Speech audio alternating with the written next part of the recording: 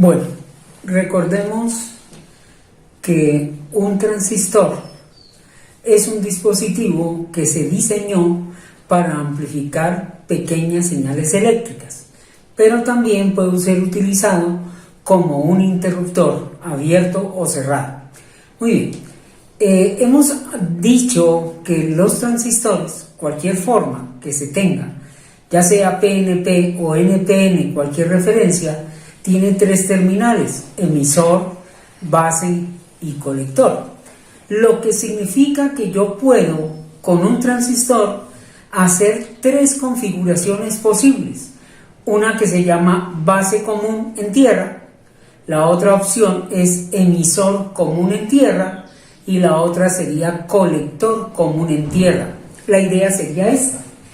Vea usted puede tener un transistor, cualquiera que sea, PNP o NPN, donde sus terminales siguen siendo conocidas: emisor, base, colector. Y si yo hablo de un amplificador base común, estaría hablando de esta disposición donde justamente la base es la que está en tierra. La otra opción sería esta: sería tener un transistor con emisor, base y colector, donde el emisor es el que está en tierra. Y la otra opción sería esta: tener el transistor, cualquiera que sea, pero el colector directamente a tierra. Pero muchachos, quiero que entiendan por qué he colocado el colector en tierra entre comillas. Porque en la vida real, si yo lo hiciera, el transistor no queda polarizado y no funciona. Veremos entonces cuál es el truco para que dinámicamente el colector quede en tierra. Entonces yo hago la aclaración de que es dinámicamente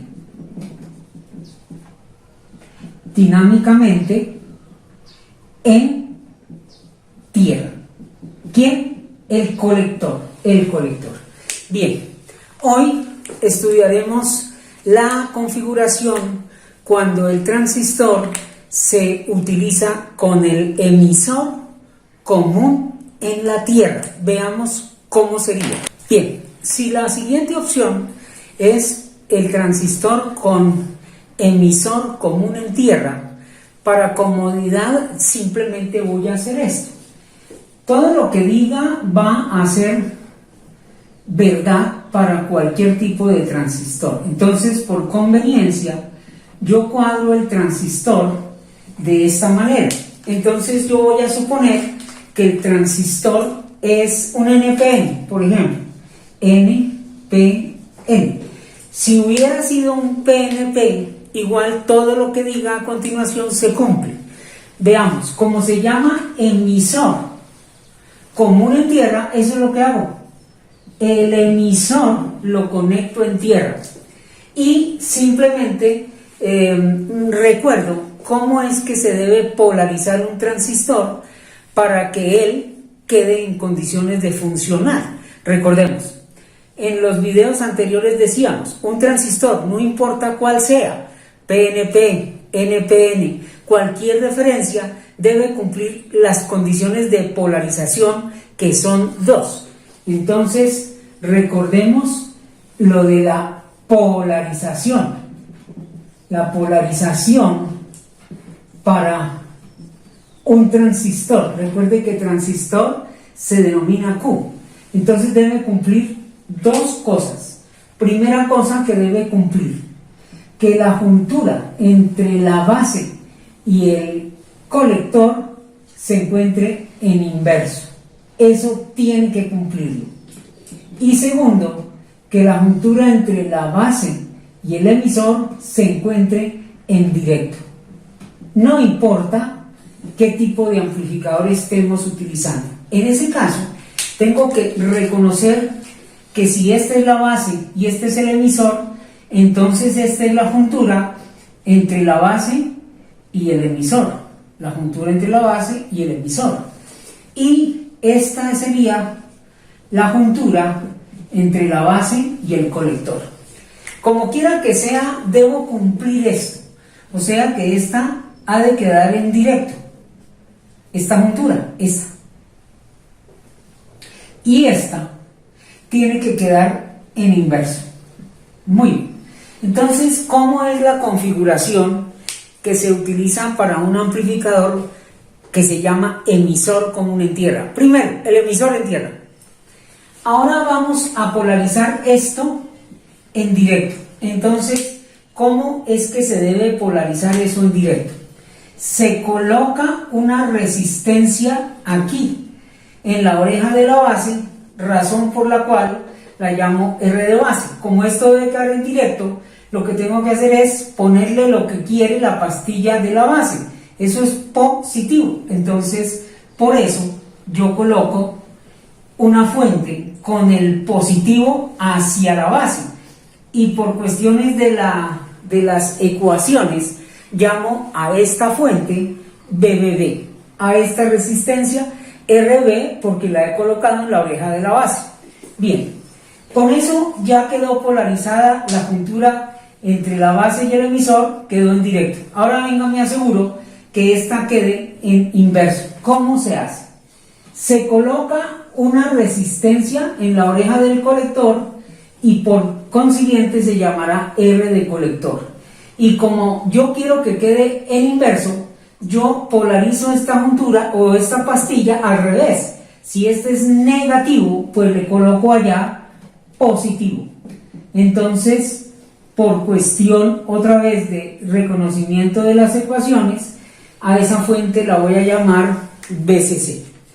Esto conlleva a que cuando yo conecte correctamente las junturas polarizadas, inevitablemente queda el circuito con dos mallas. Eso quiere decir que aquí habría una malla que por conveniencia la voy a llamar malla A, esta, y aquí habrá otra que se llama malla B.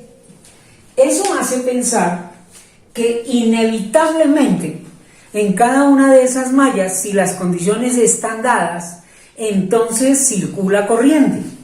Aquí en la malla A, la corriente fluye desde el positivo de la fuente, pasa a través de la resistencia, pasa a través de la juntura y cierra el circuito así. En el circuito de allá, la fuente de BCC manda la corriente a través de este componente y produce una caída de voltaje más menos. Más por donde entra, menos por donde sale. O sea que cuando entre la corriente por el colector y salga por el emisor, definitivamente hace más, menos. Igual podría pensar en esta malla. Si la corriente entra por el emisor, aquí hace más. Si sale por la base, aquí hace menos. Si entra por aquí, hace más y por aquí hace menos. Eso nos propone entonces que inevitablemente hay una ecuación o ecuaciones que rigen a este modelo en cada malla. Veamos. Voy a hablar de la malla A.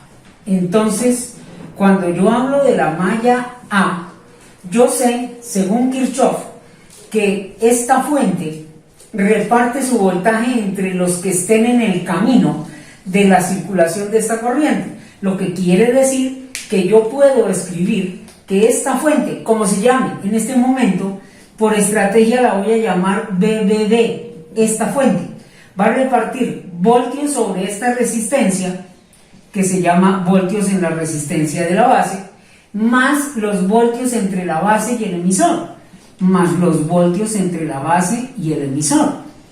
Esta propuesta es conocida. Usted sabe que esto lo propuso Kirchhoff. Dijo Kirchhoff que el voltaje en una malla se reparte proporcionalmente sobre los invitados. En este caso está invitada la resistencia de la base y la juntura del transistor entre la base y el emisor. Luego, esta propuesta para nosotros no es desconocida. Aún es más, resulta que según la ley de Ohm, yo podría saber cuántos voltios hay aquí.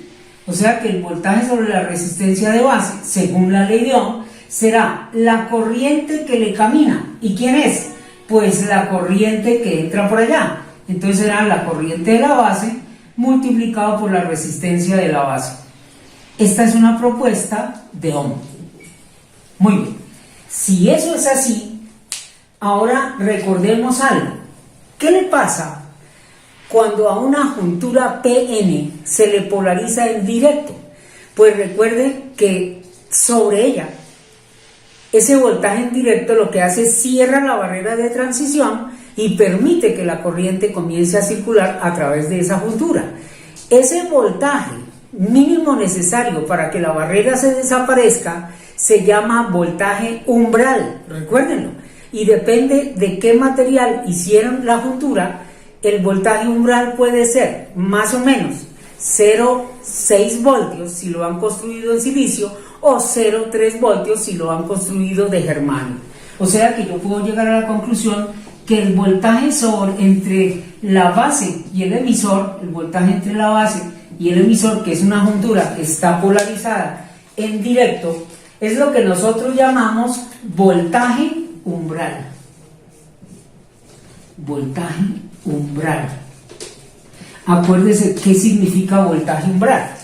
Voltaje umbral es el voltaje mínimo necesario. Voltaje umbral es el voltaje mínimo necesario en directo, necesario para que la barrera de transición se cierre y de ahí para allá pueda circular corriente. Entonces, si el transistor fue de silicio, ese voltaje umbral, o sea, entre la base y el emisor, es algo que se va a parecer a 0,6 voltios. Pero si lo hicieron de germanio, ese voltaje umbral, o sea, el voltaje entre la base y el emisor, se le parece a 0,3 voltios. Muy bien. Estas son, entonces, las tres propuestas que hay para la malla A. Propuestas para la malla A. Eso quiere decir que si seguimos mirando el transistor como dos mallas, notemos que esta corriente que está ingresando, yo la puedo ya bautizar, y como está ingresando por la base, entonces esta corriente la voy a llamar corriente de base. Pero ahora mire qué curioso, esta corriente está ingresando al colector, entonces yo le voy a dibujar y voy a decir que esta corriente se va a llamar corriente de colector porque entra por la oreja del colector. Nótese que si esta corriente entró por aquí y esta entró por aquí, pues definitivamente del transistor sale una corriente que se va a llamar corriente de emisor porque salió por la pierna del emisor.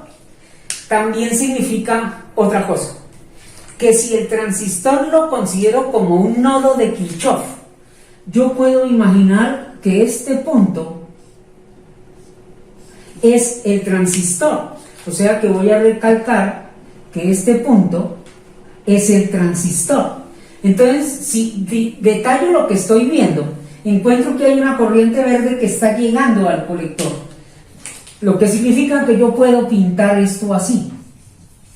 Esta corriente verde está llegando al transistor y la voy a llamar corriente de colector. Noto que viene una pequeña corriente para llegar a la base, entonces yo puedo pintar una pequeña corriente que la voy a llamar de base. Y aquí se ve claro lo que decía Kirchhoff. Kirchhoff decía que la corriente entra a un nodo y se reparte. Y en ese caso veo que está llegando y está llegando, lo que quiere decir que aquí saldrá una corriente que se llama de emisor. Esto me va a permitir plantear una nueva ecuación. Sería esta, que esta corriente es igual a esta más esta. O sea, yo puedo decir, la corriente del colector más la corriente de la base es la del emisor. Entonces yo puedo decir que la corriente del colector más la corriente de la base es la corriente del emisor. Eso significa que esta es otra ecuación que me va a regir este transistor en el caso de la malla A y el transistor mismo. Me faltaría escribir las ecuaciones que rigen la malla B. Entonces voy a borrar aquí un poquito para escribir las ecuaciones que tienen que ver para la malla B. La malla B. Muy bien.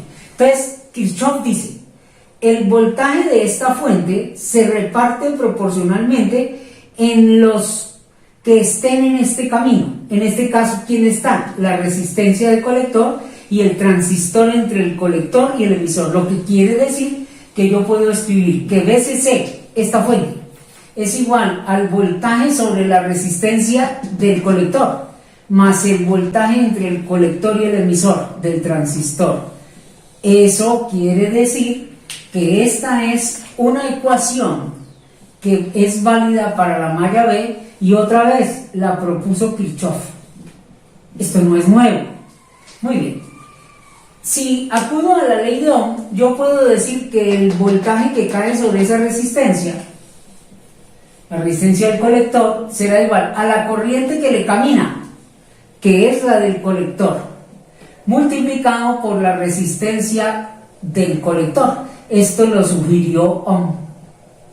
Entonces, listo. Hasta ahí estarían las ecuaciones que rigen en la malla B. Sin embargo, resulta que la corriente de la base se denomina la corriente de control.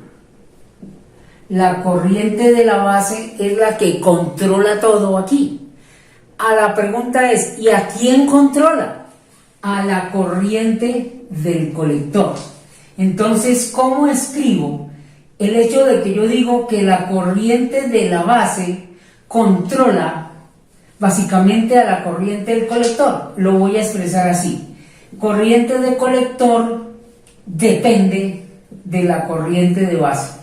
Así escribo matemáticamente lo que acabo de decir. Pero el problema es, ¿y qué es beta?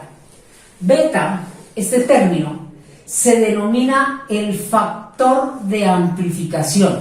Entonces, beta se denomina el factor de amplificación. Factor de amplificación. Muy bien.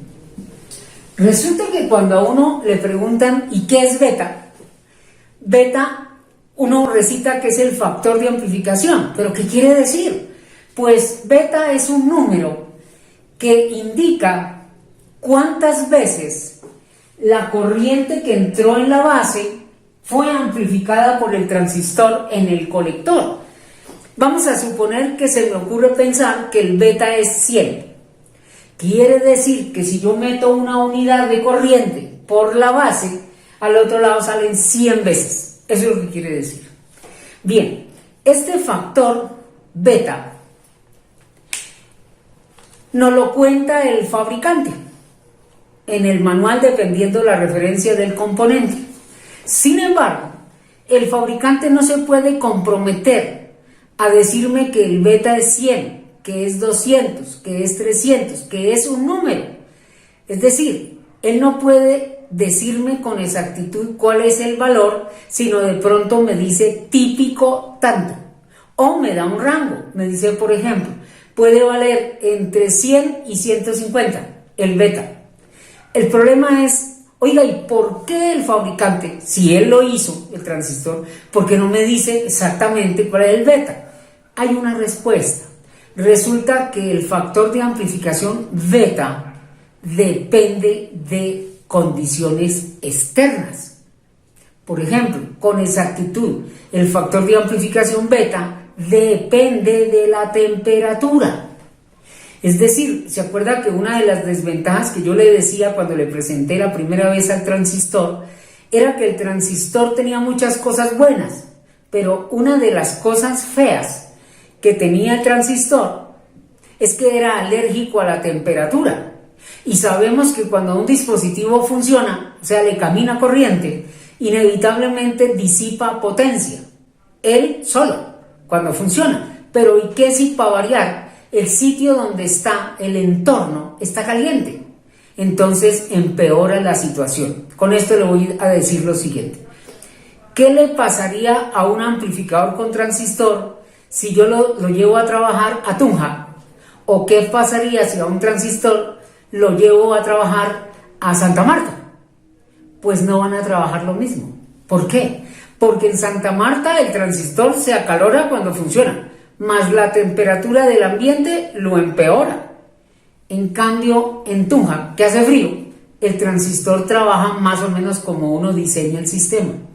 Moraleja, una cosa son los diseños teóricos y otra cosa son los resultados de la vida real. Sin embargo, los cálculos matemáticos lo llevan a uno muy cerca de lo que va a pasar. Y más adelante vamos a ver que sabiendo todo lo que pasa entre la teoría y la vida real, uno toma medidas correctivas. Si uno sabe que el transistor le da como miedito cuando hace calor, que el factor de amplificación beta se cambia, entonces hacemos unas predicciones matemáticas para poder tener en cuenta todos esos detalles. Vamos a ver después cómo se hacen los cálculos para prever todos esos detalles. Sin embargo, le voy a contar como si el transistor fuera ideal, asumiendo que el beta es constante y, obvio, estaría asumiendo que la temperatura es constante.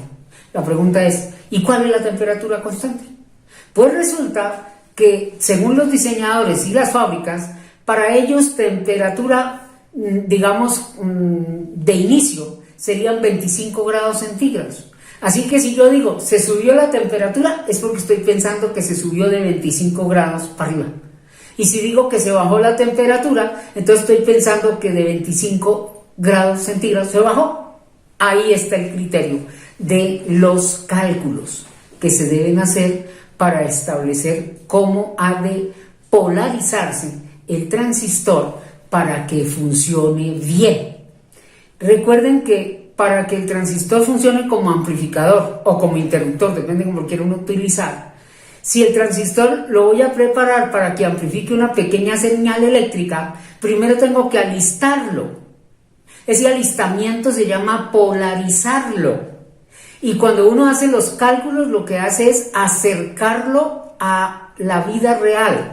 Y después me toca hacerle unos retoques para que quede en el punto que yo lo necesito. Es como cuando usted manda a sincronizar un carro. Al sincronizar un carro es alistarlo para que funcione teóricamente bien. Entonces, cuando usted lleva el carro a una sincronización, le instalan unos instrumentos al carro y, dependiendo lo que los instrumentos digan, el mecánico cuadra el aire, cuadra la chispa, cuadra todo lo que tenga que ver. Y se supone la máquina le dice, ya, está en condiciones óptimas. ¿Qué sigue después? Pues hay que decirle al dueño del carro, vaya, pruébelo. Y al probarlo, seguramente el dueño del carro queda descontento. Dice, no, esa vaina no tiene fuerza, no tiene empuje, lo llevé a cerca de un puente y no subió. Y puntos suspensivos. Entonces el señor vuelve bravo al diagnosticentro y simplemente el mecánico le dice, bueno, no, señor, tranquilo, parquíelo ahí, vuelve y abre la tapa del motor y el hombre por experiencia le mueve algunos tornillitos de aire y de gasolina y etcétera, y entonces le dice, vaya, pruébelo. Y ahora sí el señor viene contento diciendo, ahora sí quedó bien. Eso es lo que nosotros hacemos.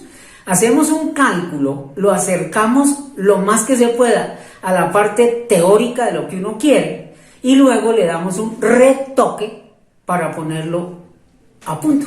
Eso es lo que vamos a hacer. Bien, muchachos, entonces lo que a continuación sigue sería como que hacer un ejemplo numérico y para comprobación de resultados, pues tocaría pasarlo al simulador a ver qué sucede. Y si pudiéramos hacerlo en la vida real, las cosas van a cambiar otro poquito. ¿Por qué? Porque no es lo mismo hacer la prueba de este amplificador, digamos, cuando el ambiente está frío, que cuando el ambiente está caliente. Pero no importa, eso lo podemos corregir. Eso le podemos considerar ecuaciones de teoría de probabilidad para poder establecer cómo se hacen los cálculos para que el sistema quede bien estable. Bien, muchachos, entonces hasta ahí esa es la teoría estas son las ecuaciones que rigen el comportamiento de este modelo, y lo que sigue es hacer un ejemplo, pero ya con números. Lo pasaríamos al simulador y sería fortuna que lo pudiéramos pasar a la vida real para hacerle los retoques.